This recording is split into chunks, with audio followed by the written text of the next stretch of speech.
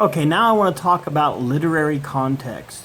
Literary context is super important. And the reason why is people mess it up all the time. Well, you'll see it on Facebook. You'll see someone that'll post something that someone else doesn't agree with, and that someone else will post a scripture or a Bible verse about whatever it was that has nothing to do with what was originally said. They'll just pick a random sentence out of a huge work that we call the Bible and act like that random sentence happens to apply with that situation when they haven't read the rest of the chapter that verse comes from, or they have taken it completely out of context. So that's why we have to do literary context. Now here's the deal.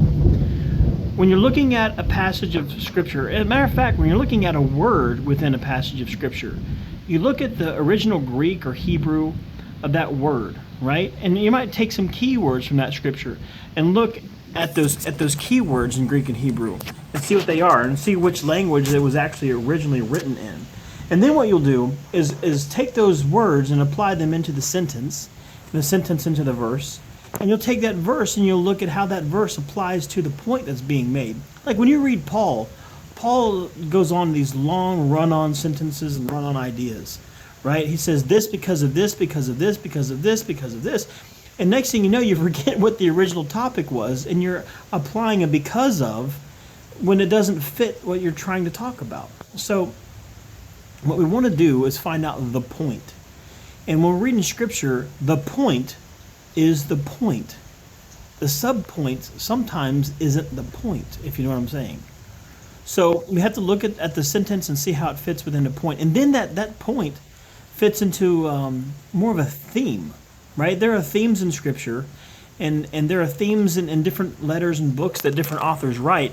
And we need to see how that point supports a theme. And then beyond that, we see how that author, how what he wrote works with other things he wrote. And we look at how that author compares to other authors. And we continue to look at how things work in the Testament in which they're found and things of that nature. So the bottom line is we can't just take a verse and apply it to whatever situation we want to. We can only really apply those verses to where they're supposed to apply. If we don't do that, we mess it all up.